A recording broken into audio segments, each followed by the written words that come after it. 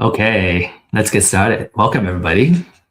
And this is a really exciting class that we have prepared for you. And the topic is about the 6 ways of how you can make money and build wealth in real estate. Now, usually the folks that are interested in this class and are in the audience today you're here because number one, you're interested in real estate as an asset class. In fact, it's a great asset class, right? It's something that you can feel and touch. That's all what we always say in terms of real estate.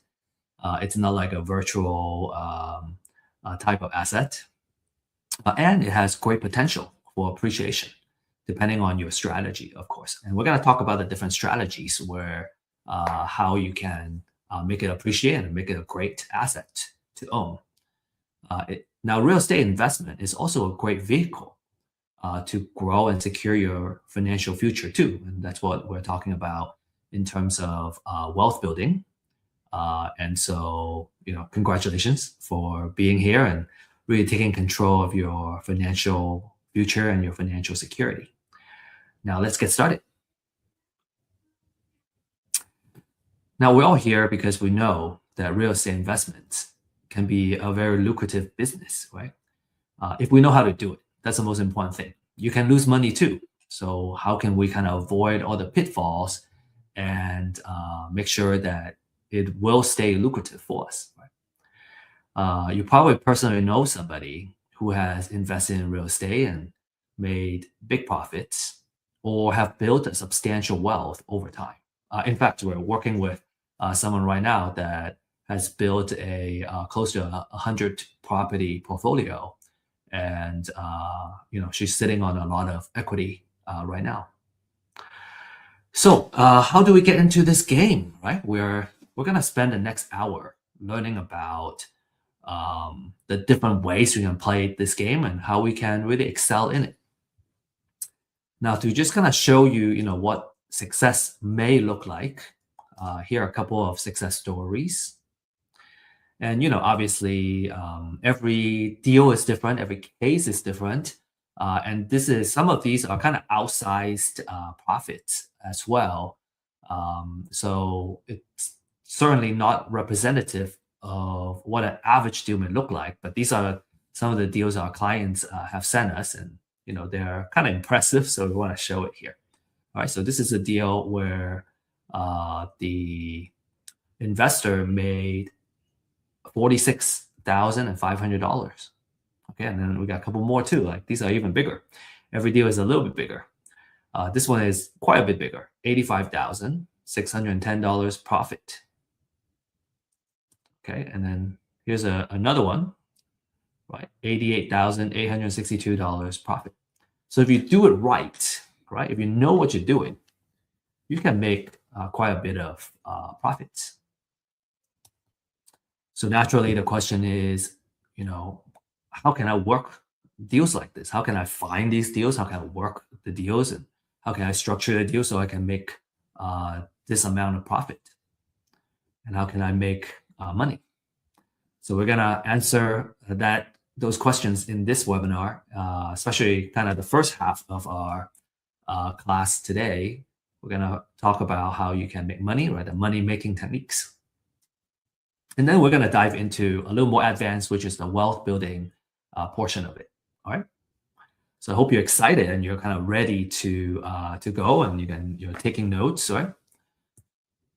So our promise to you is that at the end of this class, you're going to understand the top 3 money-making techniques and also the wealth building techniques using real estate investments as a vehicle. And typically, this class is for new investors looking to get started. And I would say the wealth building part can be a little bit advanced, because it has to do with tax laws as well. And so if you have been investing for a while and you kind of see the wealth building piece, it could be new for you also. So make sure you take good notes and write down any questions you have. And you can either ask it on the chat here, or you can join us at our weekly office hours and ask those questions live. Now, I have found that, we talk about there's a term called digital deluge, which means, we're just inundated by notifications and, so many things kind of flooding our either physical inbox or digital inbox. And it can be very distracting. I have tried multitasking, and that is just not something that's very effective for me personally. And I have found that I learn much better if I turn off my distractions and I'm really focused on just kind of one thing, being present and do one thing. And I feel I feel like I gain more from my time as well. So, it's about how can we effectively use our time and get the most out of it instead of trying to do too many things and, we never do one thing well, right? It's about doing one thing really, really well. So, with that said, our suggestion would be to really kind of focus, right, and take good notes on an important class like this, and use the chat too. You can use the chat to connect with your fellow audience, fellow classmates, and you can also save the chat, so you can save everyone's contact information. So I highly recommend that you use the chat as a way to network, right, and as a way to gain the most out of this session, right, the next hour, and really make an effort to connect for coffee, for example, after the class, and make quality connections. Quick disclaimer, this class is for educational purposes only, right? Some of the examples we have is maybe real case, right? As what I just shared with you earlier. Some are simplified examples, so it's easier to kind of follow the math and really understand how the deals work. And so keep in mind of that. Always do your due diligence, right? Whenever it comes time to analyze and make an investment decision. And we don't offer investment, financial, or legal advice. This is just for educational purposes only. Always do your due diligence. So, quick story, background about myself. I have, as I grow our company, Real Estate IQ, which focuses on helping investors find deals and also find success in real estate and using real estate as a vehicle to build wealth. I have kind of really honed in on my marketing skills, and I think as you grow your business, you're forced to pick up a lot of skill sets, and so real estate data and what we call intelligence augmentation, right, using AI to help us make faster and more reliable decisions. And that's my background. And before that, my background was in science and engineering, so very technical background. But I was always interested in real estate and the very kind of passive earning power of real estate. And what I learned over time is that there's actually ways you can make income very quickly as well in real estate. So kind of both kind of active income and passive income, and the wealth building factors of it really piqued my interest in real estate investments. And that's why I'm here today. I'm kind of spreading the language, spreading the belief, I guess. And I had this struggle, and I still see kind of a lack of information and good data, good knowledge out there. And I think it has improved, and that's what Real Estate IQ is all about.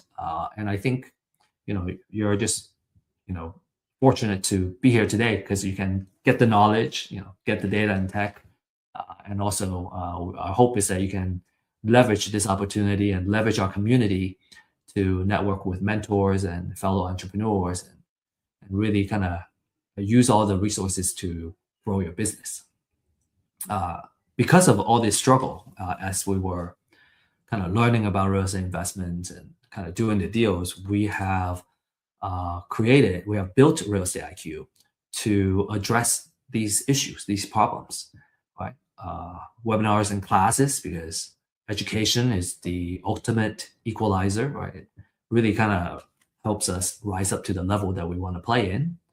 And we offer deal finding, right? Distressed owner, distressed seller, distressed property information. That's what we call a deal. You have to, it's a certain type of distress and situation that allows you to acquire the deal at a good price or good terms, so that you can monetize on the deals, right? So we offer you that data.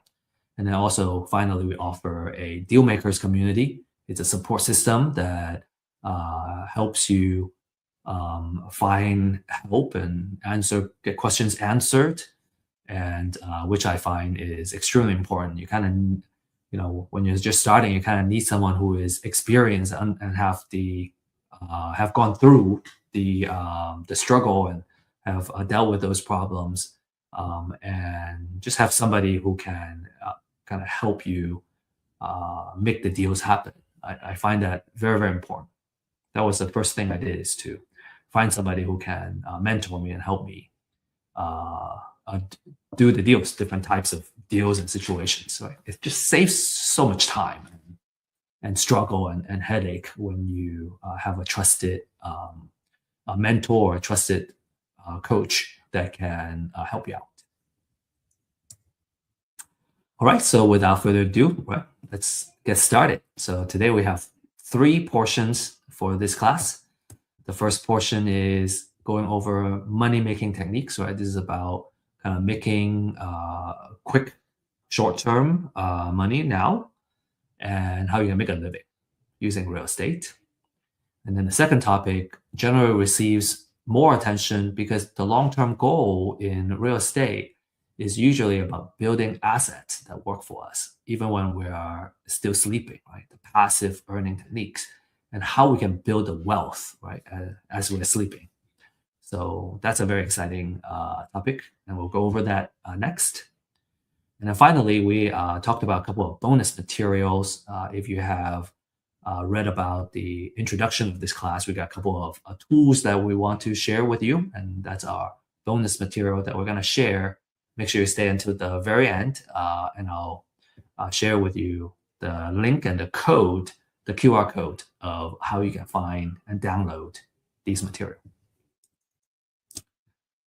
Okay, so let's get started, right? So let's talk about the top 3 money-making techniques.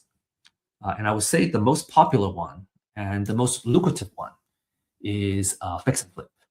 So essentially, you're buying what we call an ugly house, right? It's an ugly house or outdated house, and you usually want to buy it at a discount.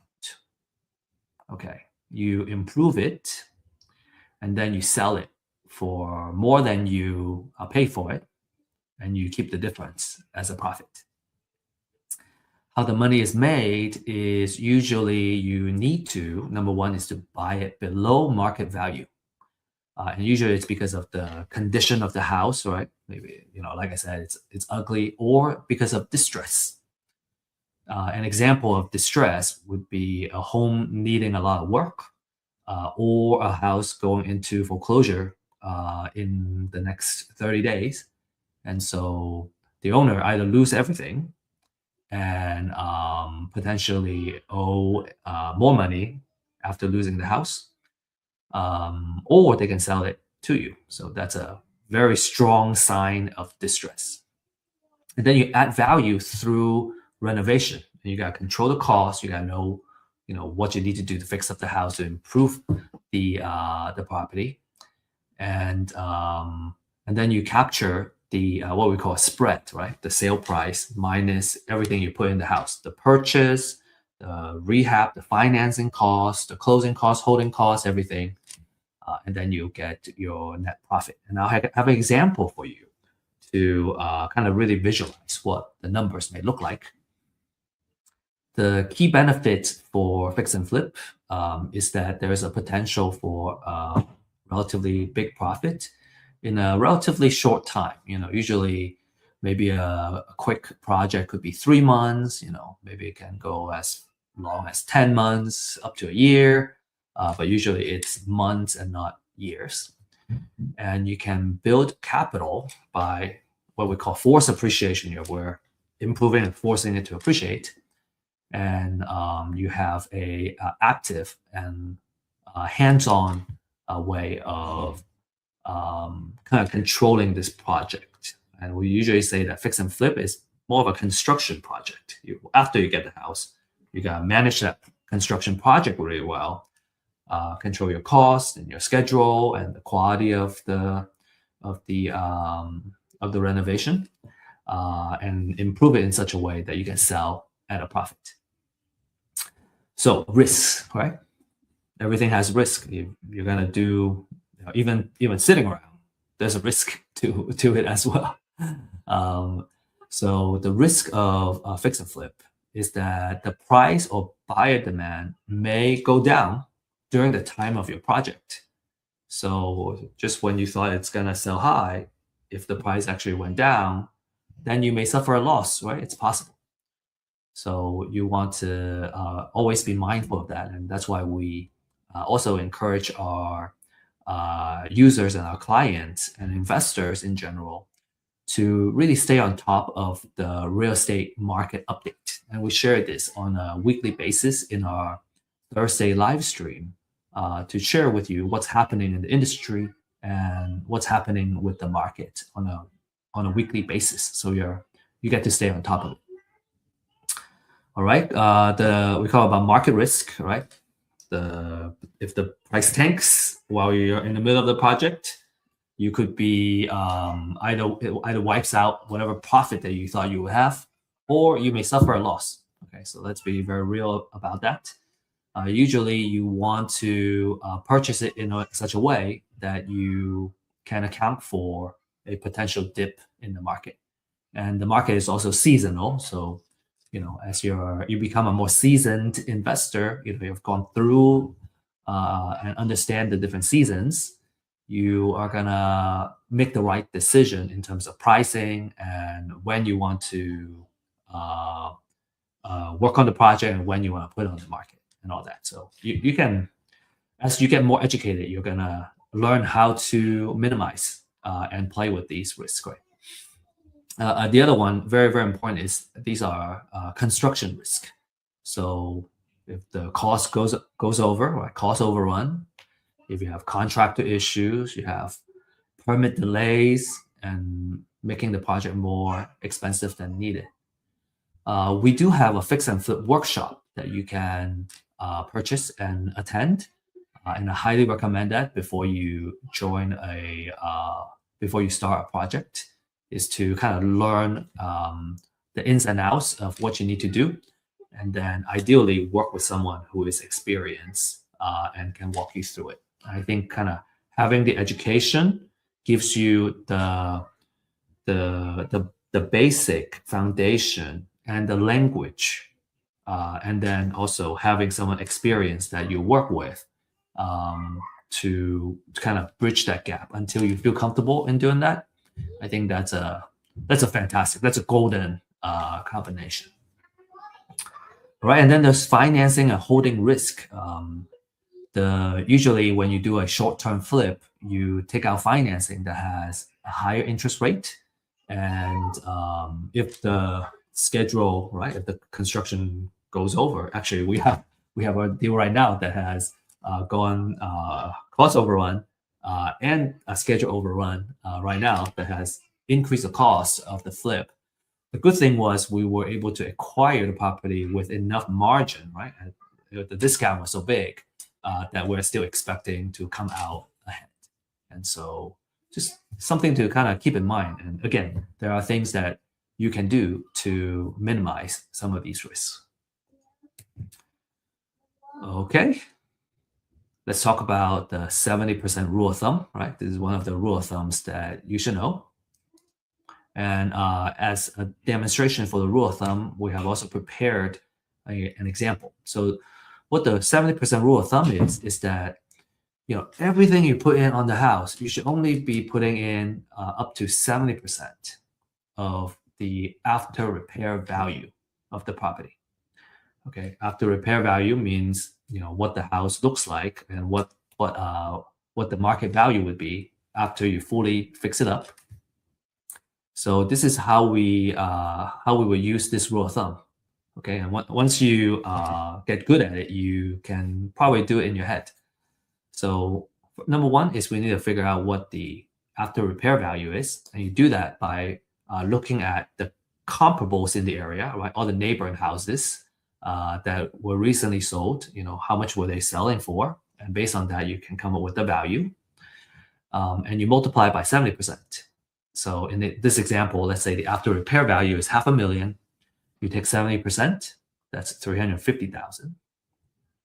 And then we would subtract the repair budget. Okay, so subtracting that means the offer that I would make is $280,000. That's our distress offer. Also, you may also hear it as learn it as maximum allowable offer. Maximum allowable offer. Okay. The glossary is going to contain all these terms. Now, if we kind of go back into here, right? So just kind of adding all the numbers up, how does it work? So if I purchase it at 280, then I put $70,000 in, and then that means everything I put in is 350,000, which means there is $150,000 or 30% of the spread, right? That's a margin, that a profit that I can make. All the additional cost of the project, is gonna be accounted for in that 30%. And if there's any kind of margin of error, is gonna be part of that 30%. So usually that 70% rule makes sure that in most cases there is enough margin built in that you're not gonna end up losing money on the deal. So that's a very important thing, is that we follow that 70% rule, and we only this is our maximum offer. This is the max we can offer based on this formula.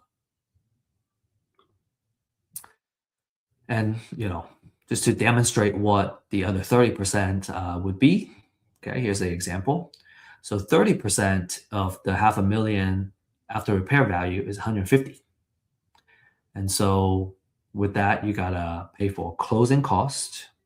There is holding costs, right? Insurance, electricity, utilities,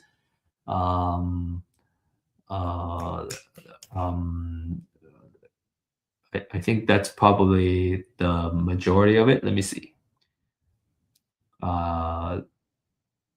Utilities, you got home insurance, right? And if it requires landscaping to maintain the house or whatnot, right? Those are all part of the holding cost. And then you have the financial cost. Okay, financial cost means if I take out a hard money or private money loan, these are usually short-term, high-interest loans. If we leverage that, usually leveraging is gonna make it so that we can potentially make better cash-on-cash profit. And so some people may decide to use their own funds, but in this case, in real estate investments, people usually leverage a short-term loan, high-interest kind of lender to help with the purchase and the rehab of the property. And as a result, you got incurred this financial cost. There are origination fees and interest that you got to pay for financial costs. Now, as you can see, even if you account for that, you are subtracting all of those costs, you can still make, in this case, $90,000 of profit. That's still a really nice sized profit, considering that you just need to find a deal, right? You get financing.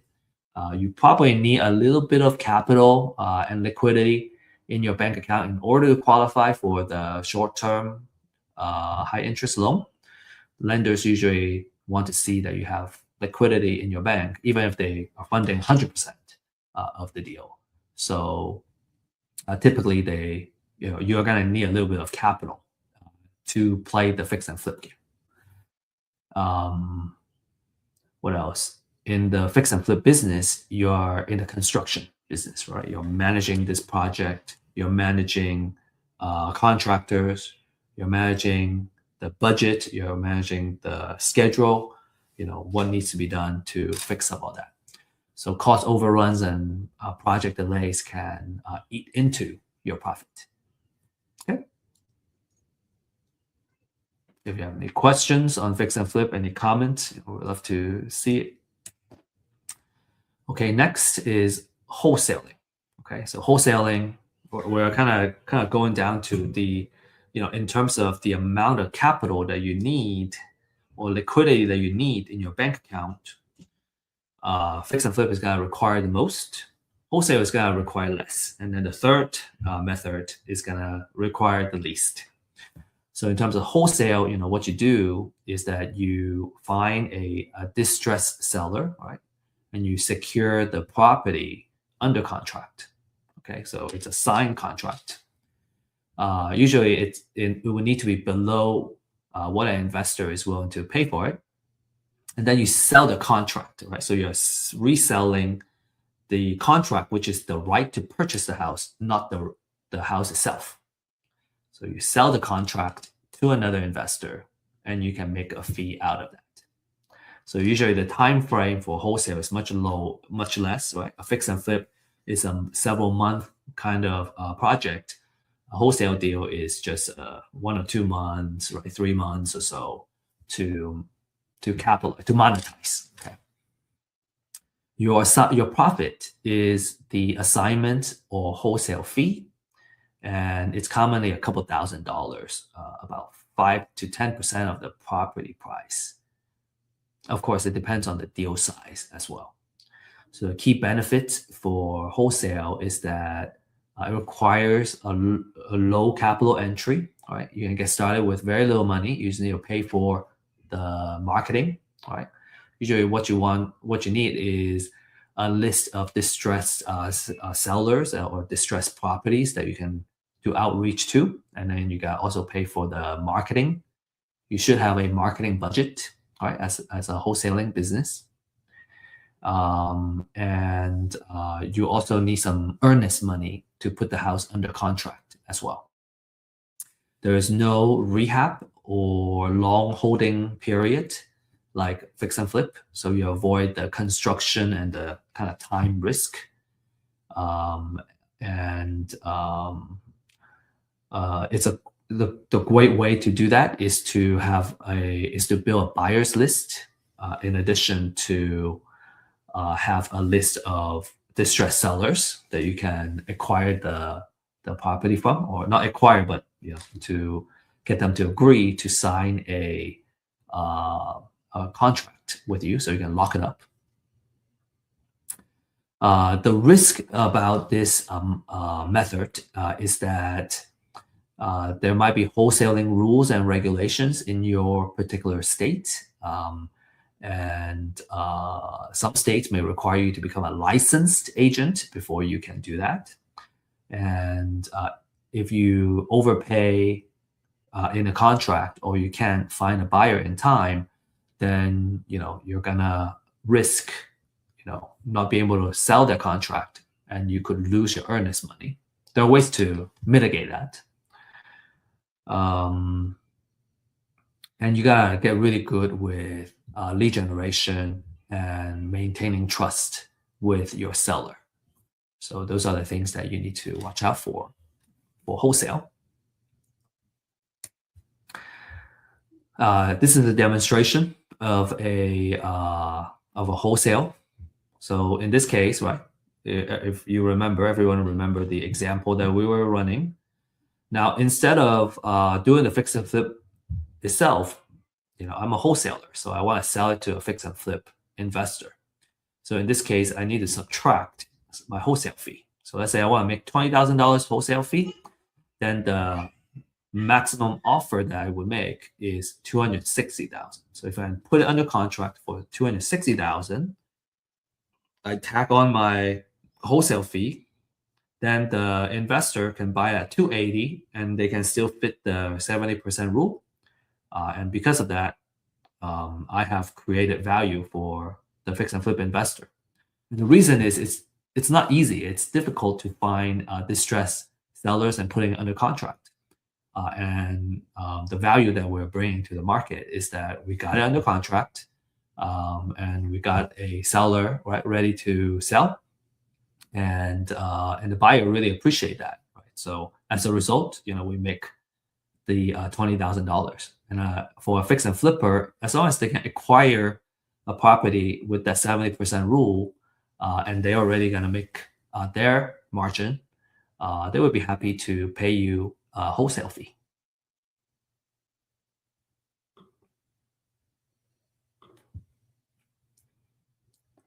Cool. The third technique is called bird dogging. And as a bird dog, your job is a lot easier. Okay, you just need to look for motivated sellers or distressed or undervalued property. So you could be kind of driving around and you can see a house that's abandoned. And what you would do is you want to figure out who the seller is and get a hold of the seller. And in that case, if it's a abandoned house, and the owner, you can reach the owner. Usually, they will want to sell if you can help them to sell the house, and so and then you don't need to put it under contract. You just need to get the information, pass it on to either an investor or wholesaler that can put it under contract for you. So how you can get paid as a bird dog is you would either kind of get paid a flat fee for every deal that's closed, right? That's called finder's fee. Typically, you can probably make at least $500 at least per deal. If the deal size is bigger, you can get it. You can get a bigger finder's fee usually, and so typically it's a flat fee. I see a lot of flat fees, $500 to $2,000, up to $2,000 per deal, and or a percentage of the profit. You can negotiate like something like that with the investor. Usually it would need to be like a fix and flip deal that they can exit. So payment usually happens at closing or right after closing. When the investor finishes when the whole transaction is done, and usually as a bird dog, it's recommended that you request to get paid at closing. It's the easiest. So in this case, you want to make sure you make an agreement with an investor that when you bring them the deal and they close it, they're gonna get you paid. So the difference between bird dogging and wholesaling, right? So what's the difference? For bird dogs, they don't get the property under contract. The wholesaler would get it under contract. And a bird dog would simply find the lead and refer the lead to someone who closes it. So it makes it a lot easier, right? So your job is just to find it, right? And refer the lead over to the investor that you work closely with. It has the lowest risk. It has the lowest amount of responsibility. And as a result, there are smaller fees. You don't make as big of a fee as you would as a wholesaler. Now, that said, it makes the job a lot easier. You just gotta, consistently going out there and getting the leads, right? And kind of working with an investor that knows how to convert these deals, and you're gonna get paid. You don't have to spend a lot of your time following up on the leads or whatnot, right? You're just, finding the lead, making the referral, and then you keep moving. You keep moving on. I think it's really good for someone who's just getting started, or you're kind of doing it more like a side gig. And my recommendation is just do it consistently, right? Just don't you want to keep doing it. Find a couple of hours a day or a couple of hours every week, right? Several days a week to just kind of consistently doing it. And then when you have it's always a volume game, right? A numbers game. So if you have enough leads, a percentage of those leads will convert, and that's how you get paid. So wholesalers, you A wholesaler would sign a contract, right, with the seller, and they can control the deal because they own the contract, and there's more risk, there's more work, but a larger payday for a wholesaler. Cool. So as a mini recap for this first segment, fix and flip, you're gonna have a biggest payday out of these top three techniques. You are in the construction business. You are taking more risk, right? You got to hold the property for longer. There's more expenses. You have to manage the project. You have market risk. You have construction risk. A wholesaler, you're in marketing and deal finding business, right? Your risk is lower. You can make the money a little bit faster because you're gonna put in a contract. You find a seller, and when the deal closes, you're gonna get paid. The skill is on how you can find deeply discounted deals that are ready to put them under contract. And then bird dogging is you're in the relationship and the marketing business. You're gonna end up talking to the seller, right? Finding the house, talking to the potential seller, and then making that connection. So it's about consistently bringing the deals to serious buyers. You want to make sure that you have a investor, or it's usually an investor buyer that's gonna take your leads and work those leads consistently for you.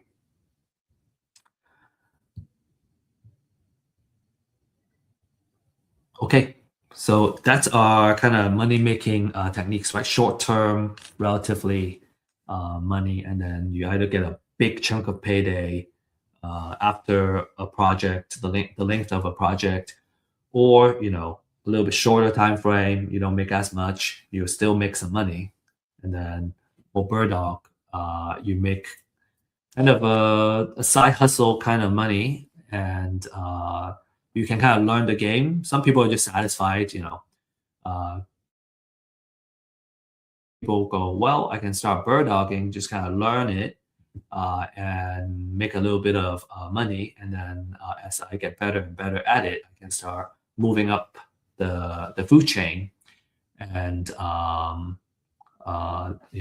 start flipping and doing bigger projects. Cool. Now, usually when we see this, right, we see kind of, like I said, a progression of the roles. First you do bird dog because you have kind of like the lowest amount of risk.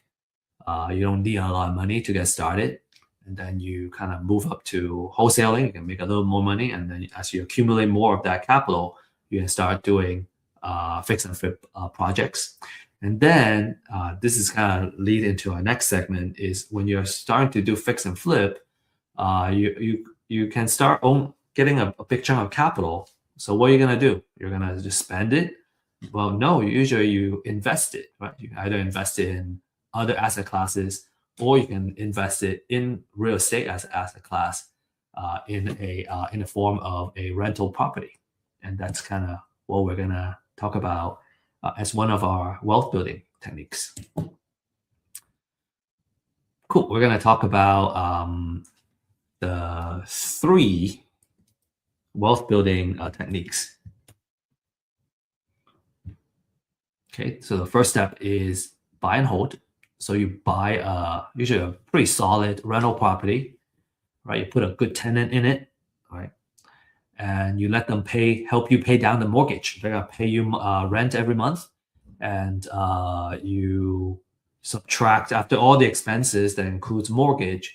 Ideally, you have the leftover, so you have a monthly cash flow every month to as the owner of the property, in addition to the mortgage being paid down. So over time, mortgage gets paid down, you're building up equity, and every month you're getting a small cash flow. So it's a way of kind of building wealth and making money a little bit trickle at a time. You're not making a big chunk at a time, but you are slowly building that wealth. plenty of examples of properties, especially in the beginning. You probably have a smaller cash flow, but over time, as the rental lease number goes up in the area, you're going to be able to increase your monthly rent also. I think on average, our rental properties, we're aiming for 300 to 500 per door to start. Usually, if it's break even, we're pretty good. But usually, kind of, if you have a little bit of cash flow, then you have some margin for maintenance costs and anything like that, and you kind of build up that your piggy bank with that monthly cash flow. So it's always very nice to have. Okay, so you want to look for good, solid rental properties. So for buy and hold, this is another rule of thumb. Okay, it's called a 1% rule of thumb. And what that means is that your monthly rent should be 1% of how much you put into the house. So let's say in this case, if you got to do it kind of in reverse, because what we can know is what the rent would be. And you do that by running a comparative market analysis, figuring out how much the average rent is kind of going for similar houses in the area. So in this case, let's say the monthly rent is $2,500. Then with that 1%, I multiply by 100. So the most I would put out to acquire this house is 250,000, because that 1% is here. And that 1% is gonna make it so that I always make a cash flow. Okay, so we want to follow that 1% relatively religiously, especially when you're just starting out. So if there is repair, we subtract the repair, and then my maximum allowable offer, or my distress offer, is 230,000. Okay, if I buy at 230, I fix it up with 20K, my total all in is 250, and I rent it out for that 1%, I'm good. That's what that 1% is about. Okay, so let's break down that 1%. Okay, how does it really make sure that we cover our all our expenses and make sure it brings me a cash flow? So this is an idealized, right, example. This, we can. I think if you're interested in real life examples, we can probably do it on a one-on-one basis or in our office hours. So let's say this is in this example, right, $2,500 a month. You have mortgage, which is principal and interest. Okay, relatively, it's like around this number, 1,200. The property taxes, insurance. If there's HOA, there's HOA, and then you should always have a small budget for maintenance of the house. After you subtract everything, you would make a monthly cash flow. Okay, so in this example, 575 is a pretty good number, or almost $600 to start, and that's just for one property. So as a landlord, this is how much money I would make in one house, right? And that's relatively pretty passive income. If I manage it myself, if I hire a property manager, which we usually do, some of that there would be additional expense, right, for the property manager, but I would still make a cash flow. Now, if every month I make this much, then I will be able to make, and that's just one house. If I have 10 houses, then I would make almost $6,000 a month. And that would make it about 69,000 a year. So if you have 10 houses, that's, a little bit better than median income in today's world. If I own 20 houses, then I'm kind of 2 or 3 times of the median income. I would make 138,000 a year, and that's a really good way of making sure the property is making money for you. Right, really good way to make money. And in buy and hold, you're in the landlord business, which means you're going to be working with a property manager to help you manage your property, or you directly deal with the tenants, and you got to deal with tenants and toilets, all these issues. Your attention is going to be focused on making sure all your properties are leased, right? Good occupancy rate, and then generating cash flow on a consistent basis. So a couple of things that could be risky as a landlord is you have vacancy, high vacancy. In fact, we had a rental property that sat vacant for like 6 months. That really ate up our profits. In fact, we had to kind of keep the mortgage payments going, right? So that's a risk you want to be very cognizant of. Make sure you can reduce the vacancy, and then you want to have a good tenant quality so that they will keep your house well, and they will consistently pay you rent. You don't. The last thing you want is to have tenants stop paying, and then you have to figure out the eviction process, get them out, and then they trash your place. So make sure you have a really high quality tenant that takes good care of your property, good credits and everything. So having good background check and really good process is a very key part of this business. So buy and hold, all right. We call it a wealth building technique, okay? And this is just like the first step, okay? So, but these are very exciting. So number one is you get your monthly cash flow, right? You can, as you build up that monthly cash flow, you can save that up, and it could become a down payment for another property. That's one. The second one is called appreciation. So there are two types of appreciation. One is naturally the house value goes up over time. And so that's what we call natural appreciation. We're not going to dive into why that happens and the kind of financial side of things, but let's just kind of take it as a given that there is a natural appreciation on the property. You can also do forced appreciation, where you, if you buy at buy a house that requires repair, and then you fix it, you repair it, you can force it to appreciate. And then there is tax savings such as depreciation and interest write-off, operating expense write-off. And then finally, because every month you're paying the mortgage and you're paying down the principal, so you're building up that equity. So there is a scalability in this sense, where profits and the equity of one property can be leveraged to buy additional properties, and you can build a portfolio. And I think it's always a good way to kind of start. What's one way to kind of say is that if you start accumulating, right, a lot of these properties, kind of like playing Monopoly, right? You want to have all these houses. You can collect more rent, and then when you have multiple houses, then you can start going, well, okay, should I want to keep buying more houses, or should I want to change all of these houses into a hotel, right? Into a kind of bigger type of maybe a commercial property or whatnot. So this is kind of the way to do it. So there is relatively stability in buy and hold because you're less dependent on the short-term market swing, as opposed to flipping, and then you can always kind of ride out the downturns as long as the property continue to cash flow with a tenant in it.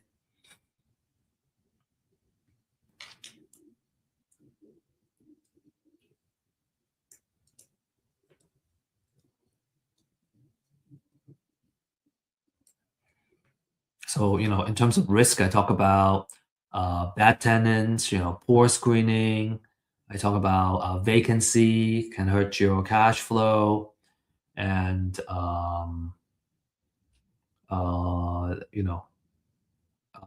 if there's a oversupply of housing in the area, then you're gonna potentially sit on that vacancy. So you want to pay attention to those kind of risk and make sure that you really understand the local market before you kind of get into that. Okay, next is the Burr method. The Burr method is a way for you to scale your buy and hold strategy. So if you like, the rent that you're getting in one house, you want to do more of it. This is how you do it. You can kind of accumulate and build a portfolio of properties this way. So what Burr stands for is buy, rehab, rent, refi, and repeat. So number one is you buy a property that's distressed and undervalued. Okay, you could certainly buy a rent ready, move in ready house. Then you're not going to use this Burr method. You can buy it and just collect a rental. That's one way to do it.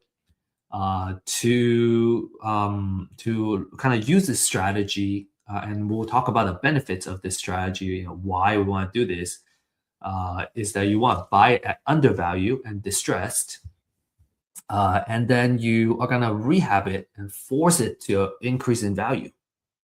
Okay, and now it's all nice and ready to rent. You rent it out, put a tenant in there, and then you can.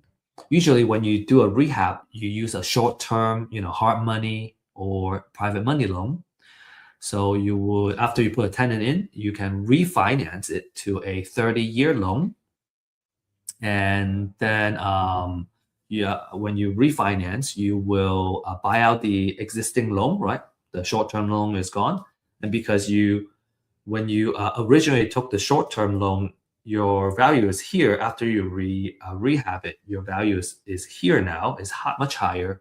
So when you refi, you might be able to, usually you cash out some money, okay, because of the difference of when you first bought it, it was undervalued. After you fix it up, it's at a higher value. So when you do a refi, you can take cash out, and then you can use that cash as the capital to repeat this process.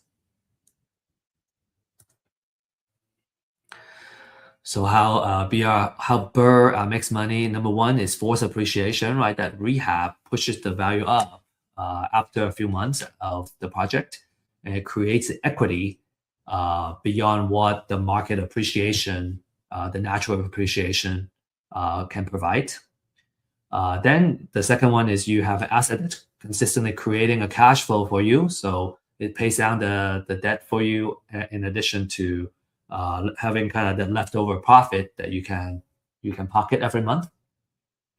And then the capital gets recycled because when you do a refi, you take all that money out, and you might be able to get some additional cash out as well. So now you can use it to reinvest into more properties.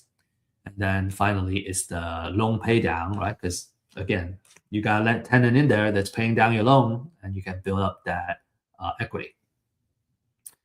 So, in order to do this really well, you gotta make sure that you have good discipline in your due diligence, right? You gotta know your after repair value very well. You gotta know your rehab very well, and your rent projection very well. Another risk is financing. So your short-term loan is expensive and also risky. So you want to make sure you kind of manage the rehab really well, and also you'll be able to kind of refi after. And then there's also lending risk, all right? Like, so what happens if after you fix it up, the house, you don't qualify or you can't get the refi money so that you can keep this wheel going. That's certainly a risk in terms of refinance. And so, in all, the Burr is more of an advanced form of buy and hold, and it's more of a scaling tool. It's still a really good long-term rental investing, but it really allows you to reuse the capital, and you can kind of grow a lot faster using this method. Because when you do refi, you're using not an income, not a bank conventional loan, but you're using a debt service, a DSCR loan, a debt service ratio special loan for rental properties. So that allows you to really scale that. Okay, any questions you have, right? Feel free to use the chat or save it and ask it during office hours. We welcome it either way. Okay.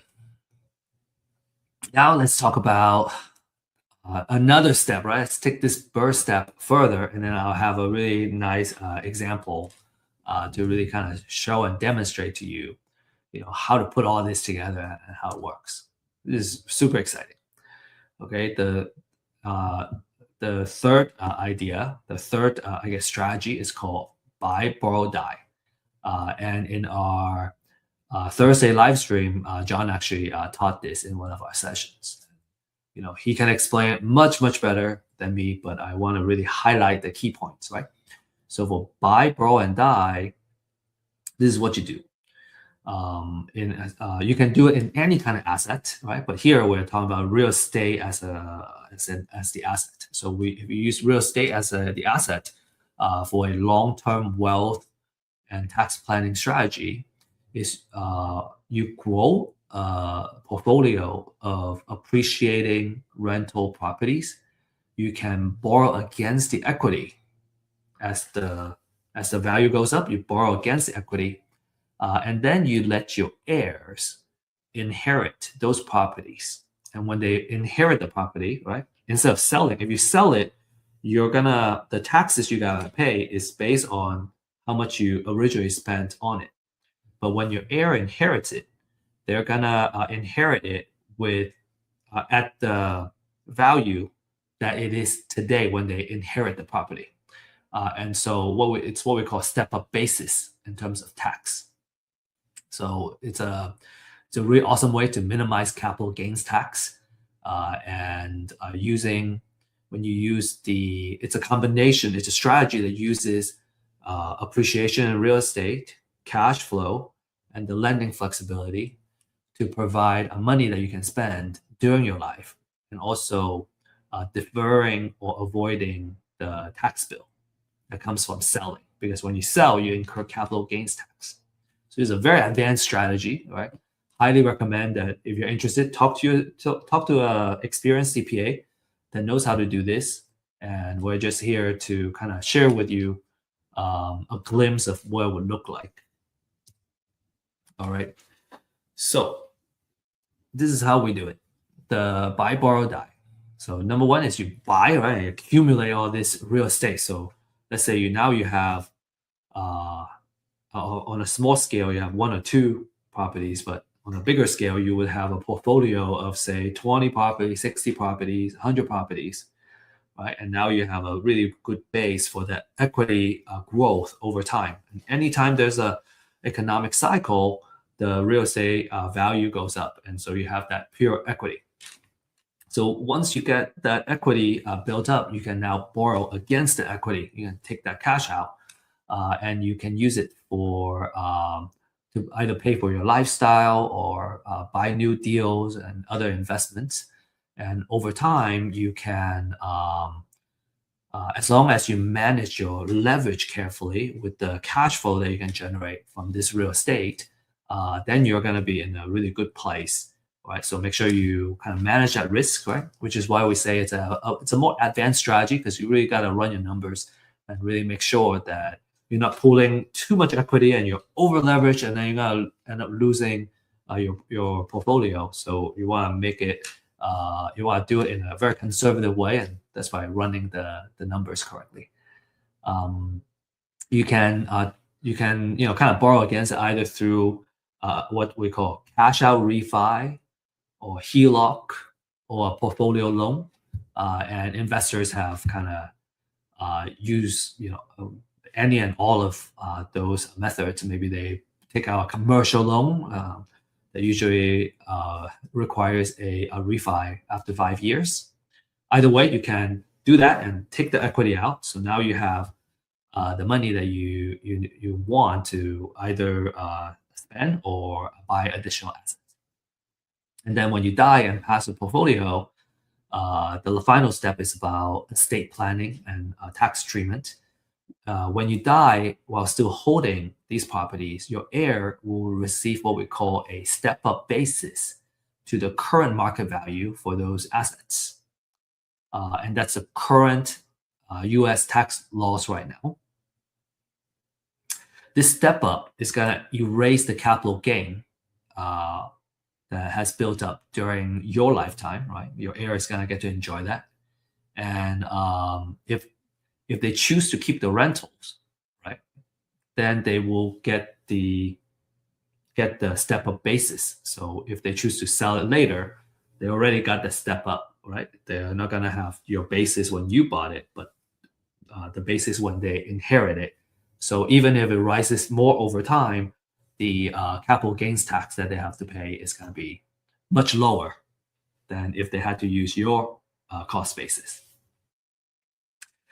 To further demonstrate this, I'm going to give you an example, like I said, to really kind of add clarity to it.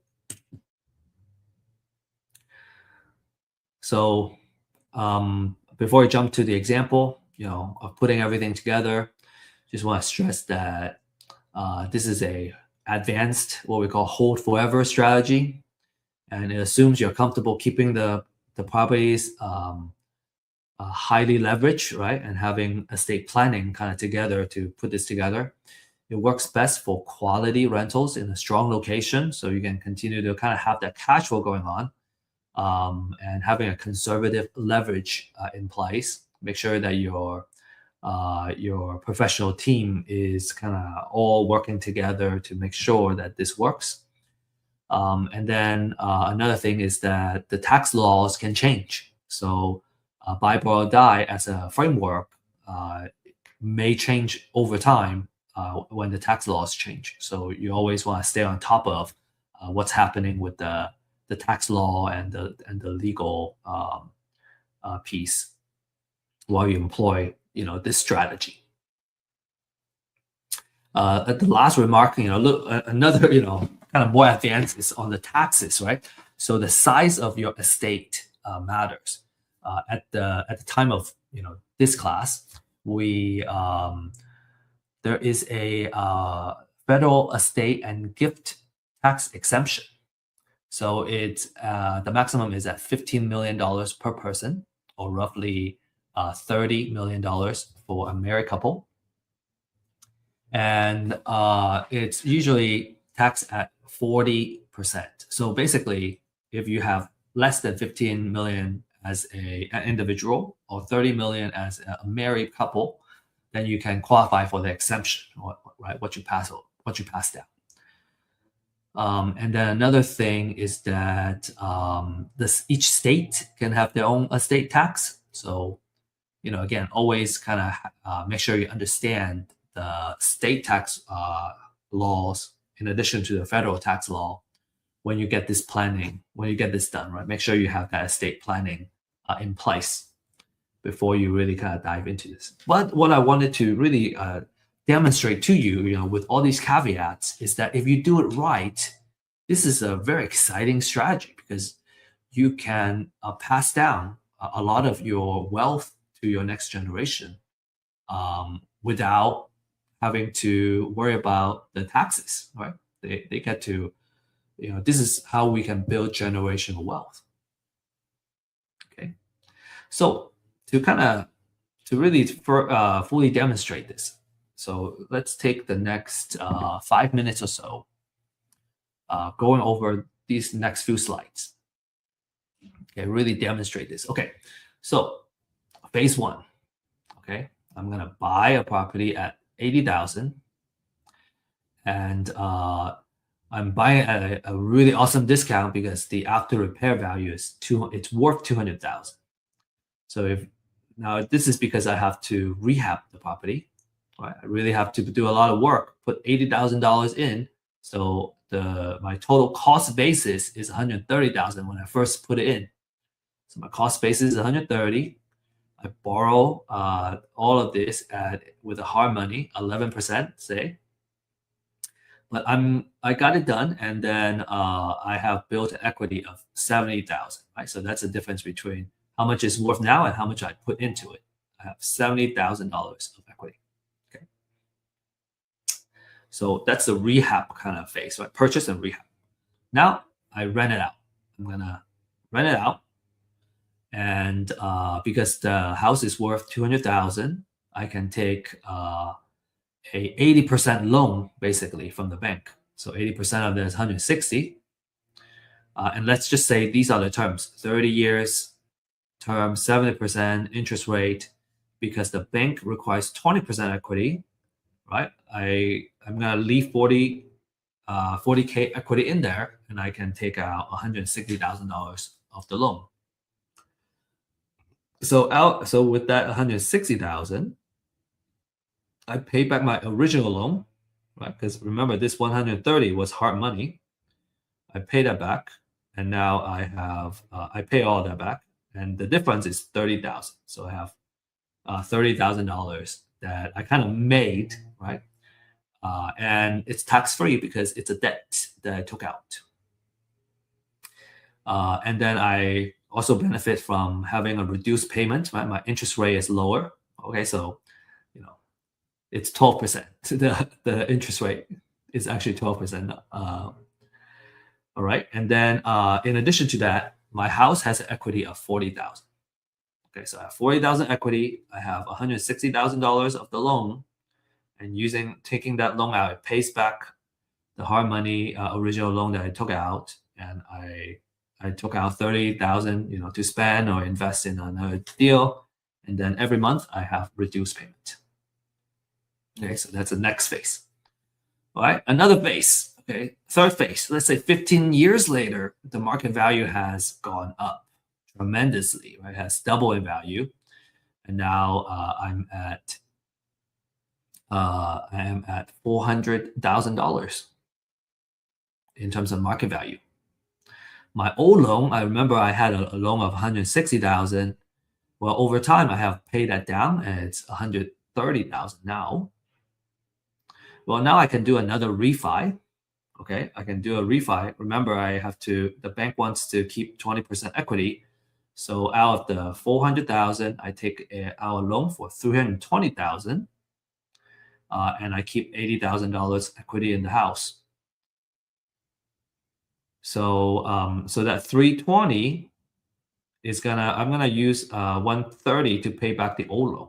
Right, the old loan was 130, and the difference is 190. So now I have $190,000 I can put in different places or buy more properties. Okay, I may choose to keep some myself and really enjoy it, have fun with it, or that's your wealth allocation. Allocation, no, allocation. You can allocate different percentage of that cash out, whatever you want to do. Right, it's your money. So kind of the aftermath of this phase is that you have $80,000 in equity, you have $320,000 loan with the bank, and you have taken out $190,000 that you can use. And again, it's tax free because it's debt. Then we have phase 4. Okay, so let's say another 20 years later, you are at the end of your of the life that you enjoy so well.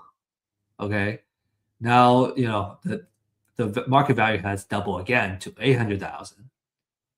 The original loan you have paid down to 200,000, right? Because you've been paying that consistently for 20 years by then. So then the equity is 800. Apologize, excuse the typo. 800,000 minus 200,000 equals to 600,000. So in this case, if the owner sells before death, well, you have the amount of equity minus your cost basis of 100,000. So you got to pay capital gains tax of 470,000, and that's a lot of money. You got to pay a lot of capital gains tax. But if you pass it down to the heir, your cost basis, instead of 130, it goes all the way up to 600,000. So apologize on the typo here. So your capital gain is 600,000 minus 600,000. There's no capital gain for the heir. So again, there's some typo here. So what we have spent the past hour on, actually more than an hour, is we went over the top 3 money-making techniques and the wealth building techniques. I hope you really enjoy looking at these examples, and you're getting really excited about the prospect of using real estate to build your wealth, your generational wealth. Now we're gonna have these 2 bonus materials that I'm gonna be sharing with you in just a few minutes. Right. The first one is the rules of thumb in real estate. We went over the 70% rule of thumb. We went over the 30% rule of thumb, and there are 2 more that we want to share with you. And then there's also the glossary, right? The terminology and the language that you're going to use to really do this well. And so we thought these are really awesome resources for you to use. Naturally, at this point, your questions would be, how do I get started? What do I need to do? How can I build that wealth? I hope we got you excited enough to really want to join and play this game. And so this is our recommendation. Okay. First is that if you're not ready to take action yet, right? This is really piquing your interest, but you want to learn more about, how you do it, and maybe through real examples. Well, this is where we really share a live update of the leads, right? The distressed seller leads that we work on, the deals we have acquired and we're improving, and we're in the middle of building a portfolio right now. So where each deal are going, and then we share our market updates, how it affects the real estate investment world. And in addition to that, we have kind of financial planning and wealth building knowledge. So just a wealth of education. Everybody in here, I'm probably the least experienced. Right? Combined, we have almost 100 years of experience in this wealth building side through real estate. So you definitely don't want to miss that. You should be joining on a weekly basis to really pick up the necessary knowledge to play this game well. If you are ready to take action, then you want to, number one, right? As you remember, everything starts from buying a house at a discount. So you want to get a distressed sellers list. The more research, the better. This is our current offering for our distressed sellers list. If you scan that QR code, you can learn more and schedule a demonstration of what that looks like and what it takes to kind of get started. Next, you need to find a mentor or a coach. We highly recommend having someone that you can work with that would drastically increase the likelihood that you'll be succeeding in this game. And in fact, we have a deal accelerator program that's designed to help you do tons of deals, right? Do your first deal first, and then kind of start accelerating from there. So the QR code is specifically for that. Here are all the success stories that we have from our clients. Jordan, 2 deals, 60,000. Salvador, first deal, 30,000. Ismail, 80,000. And so if you want to, kind of join that exclusive club of successful clients, you can scan this QR code and schedule a one-on-one consultation. Let's see if this is something that that you need in your life, and let's see how our solution can help you reach your wealth building and money making goals. And as promised, I got a QR code here for you. You just need to scan that, and it's going to ask you to enter your email address. Just fill that out, and it's probably going to take you 2 seconds to fill that out, and you'll be able to download these 2 bonus gifts. And with that said, our time is up. Thank you for joining us. We want to wish you best of luck and happy investing. I look forward to seeing you in either our live stream or our office hours and get to know you and really help you reach your goals. So appreciate your time and look forward to meeting you in person soon.